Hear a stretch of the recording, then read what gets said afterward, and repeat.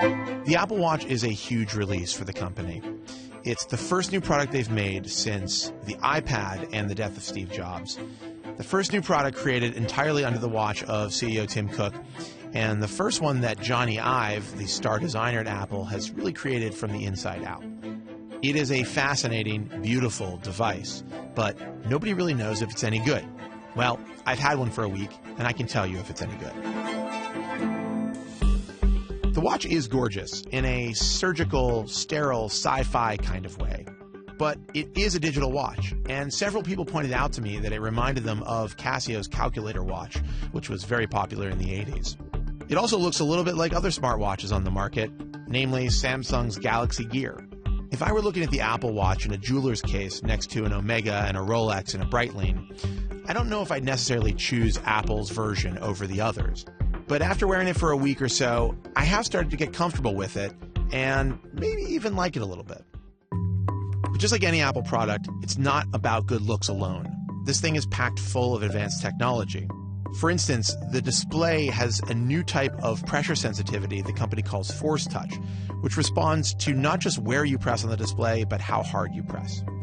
Also, when you get a notification on the watch, you feel an intense buzzing and sometimes almost like a tapping of a bell, and that's thanks to the Taptic engine, which controls vibrations on the watch. But most importantly, there's the digital crown, which is a new navigational method Apple's created that mimics the crown on a regular watch, but you use it on the Apple Watch for moving through lists, selecting options in apps, and zooming in and out of photos in maps.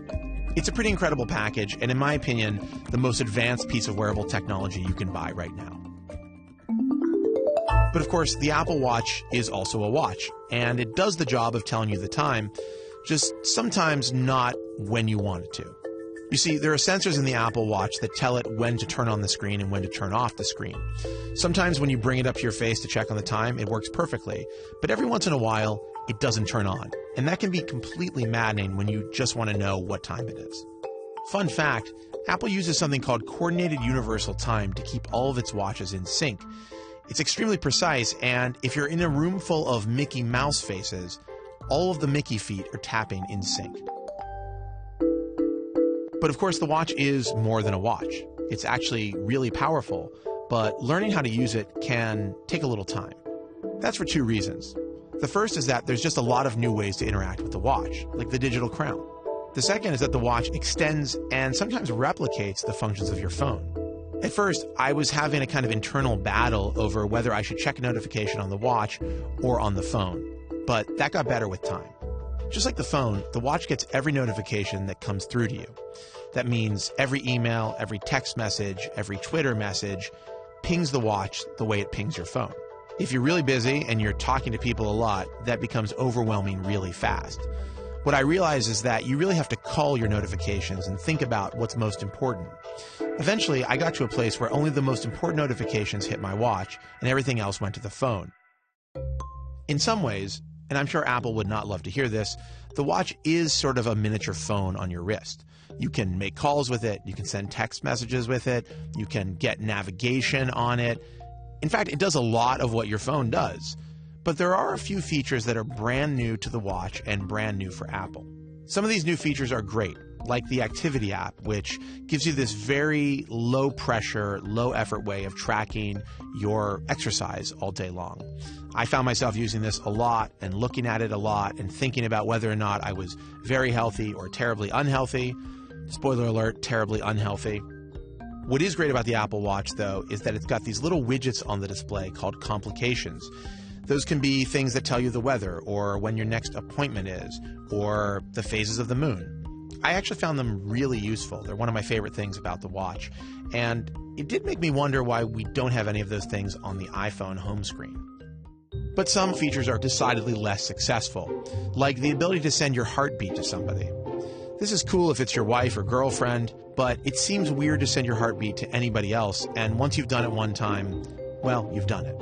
Also, you can sketch things out on the watch and send them to other watch wearers, but the screen's only 1.5 inches, so my sketches were mostly limited to weird faces and question marks. Apple's also introduced a set of 3D animated emojis, which I'm sorry to say are less expressive and interesting than regular old emojis.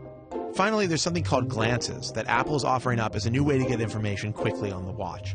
You swipe up from the bottom and you get a set of little cards. And on those cards, there's single-serving pieces of information, like the latest tweet in your timeline or your heartbeat. I kind of wanted to love these, but the problem is they're inconvenient, they're hidden, and they often have to load from the phone, so you don't get the information right away, you get a spinning wheel. I think they could be good with time, but they need a lot of work.